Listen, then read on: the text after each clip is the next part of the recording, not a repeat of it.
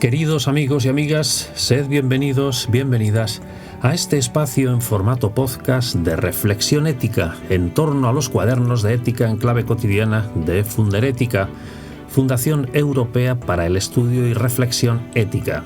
En el mismo hablaremos de acompañar en la fase final de la vida, que corresponde al cuaderno número 13 de ética en clave cotidiana. Os acompaña en la locución de este podcast César García Rincón de Castro, colaborador de Funderética en actividades y proyectos formativos, sociales y culturales. El guión del mismo ha sido realizado por Enrique Lluch Frechina, director de la colección Cuadernos de Ética en Clave Cotidiana, miembro del patronato de Funderética, y también por César García Rincón de Castro. Uno de los objetivos de Funderética consiste en la promoción y difusión de la ética en nuestra sociedad. De ahí que hayamos considerado como una actividad a priorizar la realización de algunas publicaciones sobre temas relativos a los diversos ámbitos de la ética. El objetivo de la colección Cuadernos de Ética en Clave Cotidiana es divulgar un pensamiento ético de inspiración cristiana sobre temas de actualidad o de interés general. Se pretende con ello dar argumentos y aportar ideas al pensamiento ético de nuestra sociedad, partiendo desde la teología moral y el humanismo.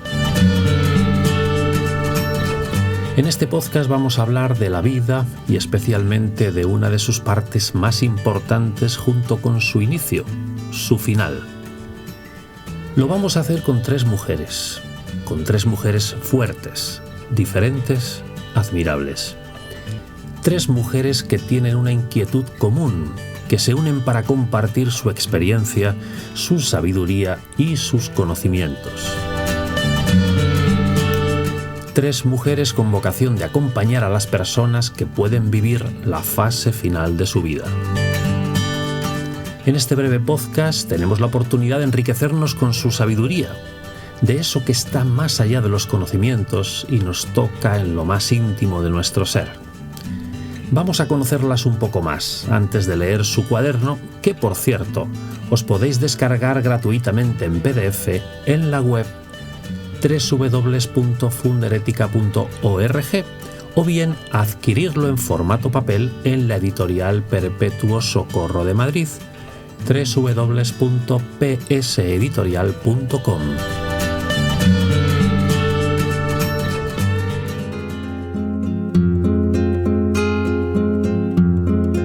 Comenzamos con Nazaret Maldonado del Arco, que vive y trabaja en Albacete, aunque es granadina de nacimiento.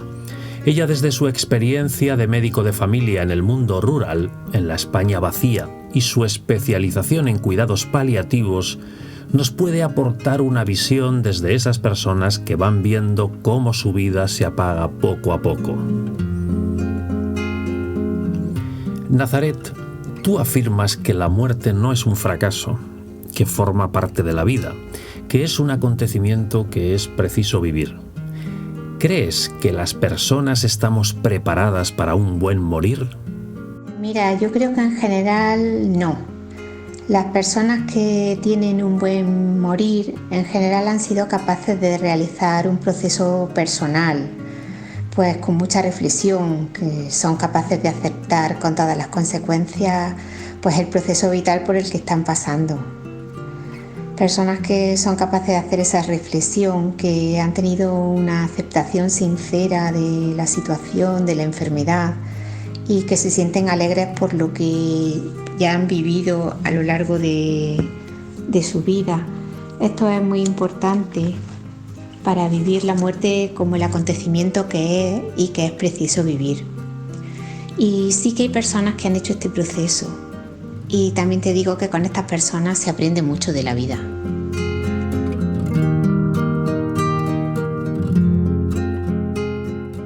Natividad Jiménez Sánchez es licenciada en Ciencias de la Educación y diplomada en Educación Social.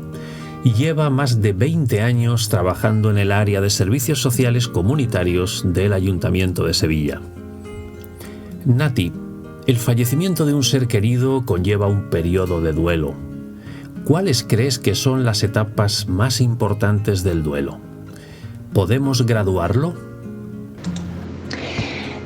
Lo primero que hay que decir que el duelo es un proceso natural, que elaborar el duelo es afrontar la realidad de la pérdida, pero que puede complicarse porque es una situación de máximo estrés, tanto individual como familiar.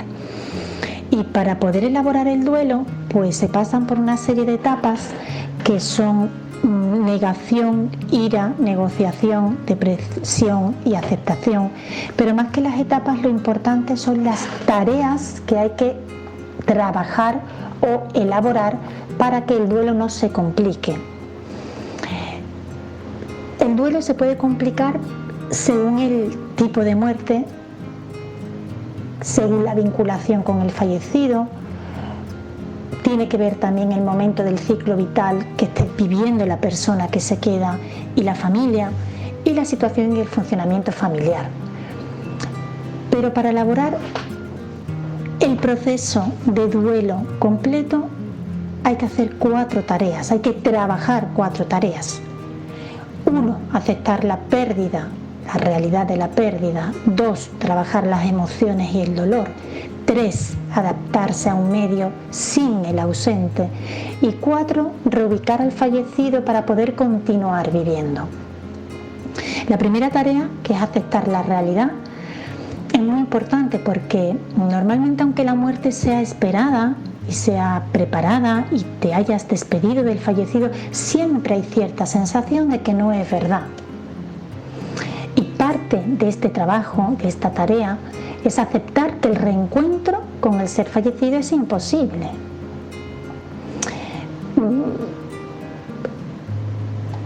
Puede darse la negación de la muerte.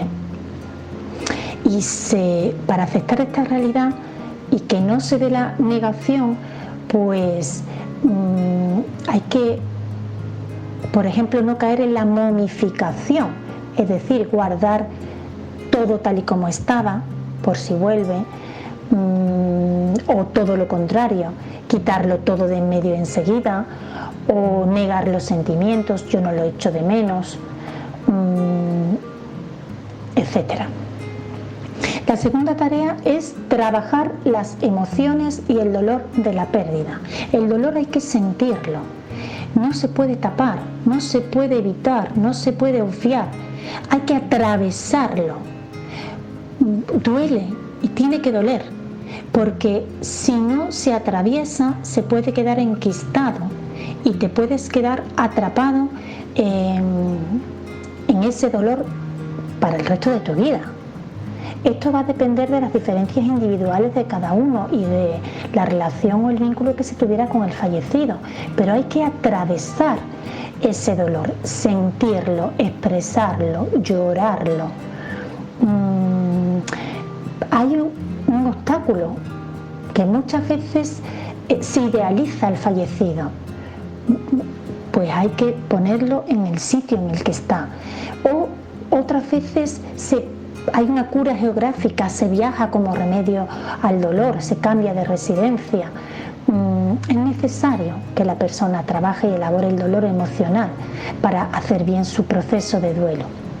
Cualquier cosa que permita evitarlo o suprimirlo es probable que prolongue el curso del duelo. La tercera tarea es adaptarse a un medio en el que el fallecido está ausente. Esto es muy difícil porque es tomar conciencia. Hay un punto de inflexión a los 3 meses. Esta toma de conciencia a los 3 meses se produce porque el que se queda empieza a asumir roles que hacía el fallecido, y esto ayuda a la toma de conciencia, ayuda a adaptarse al medio sin él. Y la cuarta tarea sería recolocar emocionalmente al ser que se ha ido para poder continuar viviendo.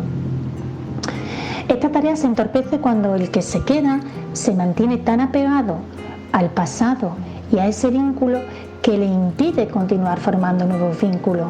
Algunas personas encuentran la pérdida tan dolorosa que hacen un pacto consigo mismas de no volver a querer.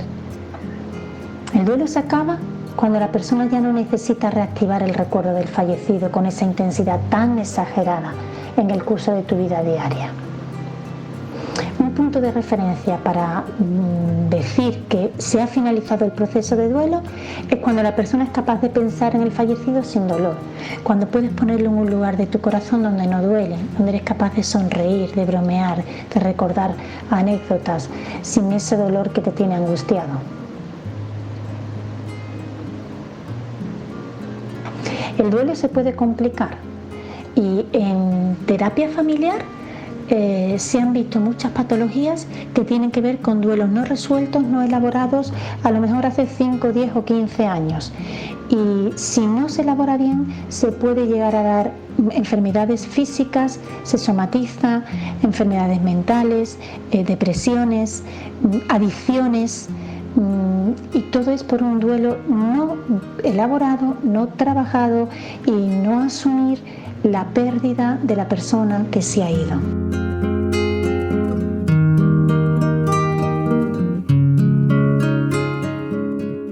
María Dolores Nieto Martín es médico internista y trabaja desde hace muchos años en el Hospital Universitario Virgen del Rocío, en su Sevilla natal, con pacientes de edad avanzada, enfermedades crónicas y cuidados paliativos. Lola, como médicos que tenéis que lidiar con la muerte de una manera cotidiana, ¿os forman para acompañar en la enfermedad y en la muerte? ¿O solamente os forman para curar olvidando estas cuestiones de las que hablamos aquí? La formación de un profesional de la salud, en este caso de un médico, se centra en la curación, pero también hay que aprender a cuidar. En la facultad te enseñan muy poco de la muerte. La asignatura de cuidados paliativos es relativamente joven.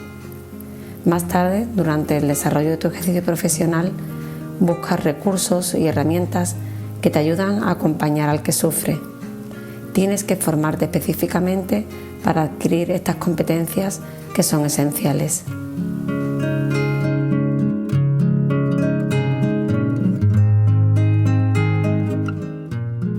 Nazaret, la muerte genera sufrimiento en la persona que va a fallecer y en todo su entorno. ¿Crees que hay alguna manera de acompañar a estas personas para que el sufrimiento no sea excesivo? Esta pregunta está muy relacionada con la anterior. Hay personas a las que la muerte no les genera ningún sufrimiento y esas personas son muy fáciles de acompañar, pero son las personas que han hecho el proceso de reflexión del que hablábamos en la pregunta anterior, en general. Ahora, cuando la muerte genera sufrimiento es muchísimo más difícil. Yo creo que lo importante es estar con una presencia cercana y tranquila, una presencia que transmita aceptación, que sepa respetar el proceso vital, el sufrimiento, el miedo y también sepa escuchar los silencios que siempre hay en estos momentos. Las personas que saben no juzgar y no cuestionar y que sepan solo estar son las que mejor acompañan. En estos momentos es muy importante sonreír de corazón a la persona que se va y acompañarla de esa manera tan sencilla. Y yo creo que para acompañar así, pues hay que hacer ese proceso de aceptación del que hablábamos antes. Si la persona moribunda no lo ha hecho, por lo menos que lo tenga hecho la persona que acompaña, porque esa presencia cercana y serena ayuda muchísimo en los momentos finales. Yo creo que en general la gente no sabe acompañar, porque la gente habla mucho, juega demasiado, escuchan poco y no sonríen nada. Quieren hacer cosas todo el tiempo y no es eso lo que necesita la persona que va a fallecer. Así que en general, yo creo que al final de la vida hay que estar sin juzgar y transmitiendo una aceptación incondicional con mucho cariño y mucho respeto.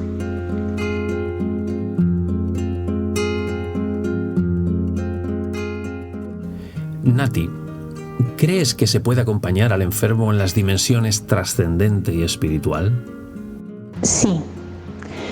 Creo que se puede acompañar al enfermo en estas dimensiones, pero siempre desde las creencias del propio enfermo y solo si el enfermo lo pide, lo demanda, lo necesita. Podemos ofrecer este tipo de acompañamiento, de ayuda, de asesoramiento desde las creencias del propio enfermo. Si es una persona religiosa, pues se le puede ofrecer la celebración del sacramento de la unción de los enfermos. Esto es una cosa que ayuda y une mucho a la familia, porque se invita a toda la familia, pues al cónyuge, a los hijos, a los nietos, a lo que el enfermo decida alrededor de la cama, y se hace una celebración con el sacerdote del sacramento sencilla, participada, y eso motiva mucho. Se le puede también proponer el sacramento de la reconciliación si el enfermo tiene pues alguna causa pendiente, alguna deuda con alguien o necesita simplemente morir en paz. Se le puede también ayudar a la familia a preparar el funeral. Es muy importante en este momento final no esperar a que el enfermo haya perdido la conciencia, sin duda, pero es muy importante también motivar a la familia a que se despida del moribundo, del enfermo que se va. Algún momento, unos minutos individuales, uno por uno, donde se pueda sentir la gratitud, dar las gracias por todo lo que se ha compartido, por lo vivido. Decir un adiós que no significa nada más que, bueno, seguirás en mi corazón, pero físicamente no volveré a verte, y además de gracias, expresar los sentimientos de amor. Eso ayuda mucho a la persona que se va, porque se va tranquila, y al que se queda, porque favorece el proceso y las tareas del duelo. Ayuda a que no se quede enquistado en la negación. Lo favorece, fluye con más naturalidad. Y en este sentido es muy importante, o la propuesta sería un trabajo integral, porque el trabajo espiritual no debe nunca suplir al trabajo psicológico. Las tareas psicológicas han de ser elaboradas y trabajadas independientemente de lo espiritual. Hay muchos casos que se tapa con lo espiritual, pero que el duelo se queda enquistado y después se manifiesta en otras patologías. No.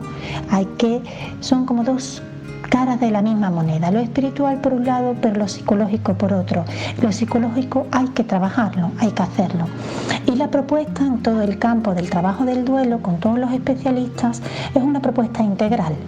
Lo ideal sería, o la apuesta sería, trabajar con el equipo médico de paliativos a nivel individual con el enfermo, o con cada uno de los miembros familiares, a nivel familiar, a nivel psicológico y a nivel espiritual. Esa propuesta integral sería la más ajustada y la más completa. Puede quedarse planteada como reto.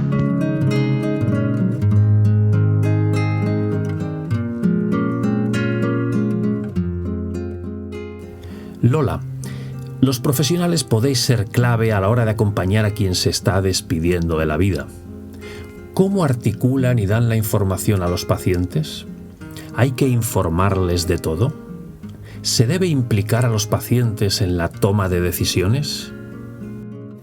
La información a los pacientes es esencial para poder hacerles partícipe en la toma de decisiones. Son ellos los que nos indican qué, cuánto, cómo y cuándo quieren saber. Nosotros debemos conocer, en la medida de lo posible, qué necesita el paciente de nosotros, dar la información respetando su forma de pensar, sus creencias, sus tiempos. Es un proceso riguroso e individualizado, no hay dos iguales. El paciente sabrá todo lo que necesite saber. Son ellos los que marcan los tiempos. Los profesionales debemos de estar atentos a estas señales, ayudarles según el momento. Es muy importante estar siempre pendientes para que los pacientes puedan participar en este proceso y tomen sus propias decisiones. Deben de ser informados respetando, como digo, las peculiaridades y las necesidades de cada uno.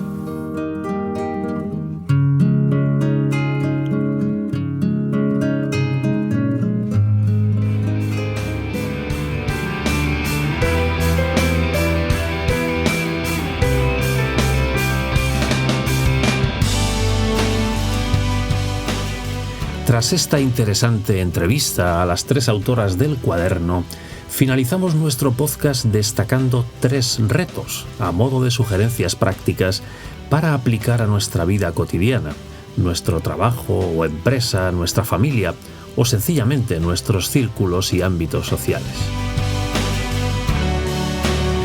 Sugerencia número 1. Respetar el derecho de la persona en situación de final de la vida y su individualidad, a llevar su propio ritmo, a tomar sus propias decisiones, a seguir siendo persona autónoma en la medida de sus posibilidades, a su dignidad de persona en definitiva, aprender a estar sin juzgar, escuchar más y hablar menos, sonreír más, tener una presencia serena con quienes acompañamos. Sugerencia número 2. Aprender a cuidar. Incorporar la cultura del cuidado en nuestras vidas y en nuestro entorno. Prepararnos para cuidar y para ser cuidados. Trabajar el mutuo cuidado a lo largo de toda la vida, no solo cuando la vida llega a su final.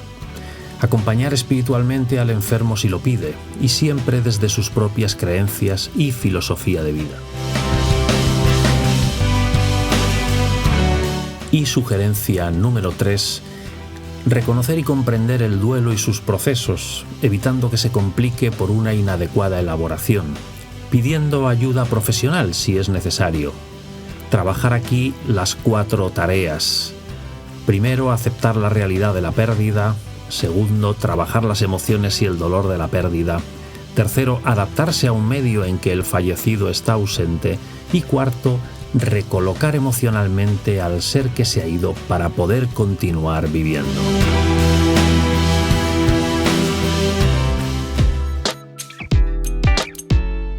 Desde Funderética os agradecemos que nos hayáis elegido para compartir un rato de reflexión ética, y os animamos a compartir este podcast con más personas y comunidades, así como a seguir profundizando en la temática del mismo con la lectura del cuaderno Acompañar en la fase final de la vida, que ha servido a mucha gente ya, según nos han dicho personalmente, para acompañar a seres queridos en el final de la vida, para darle más sentido y dignidad a ese momento tan humano y tan especial. Podéis descargar el cuaderno gratuitamente en la web www.funderetica.org o adquirirlo en formato papel en la editorial Perpetuo Socorro, www.pseditorial.com.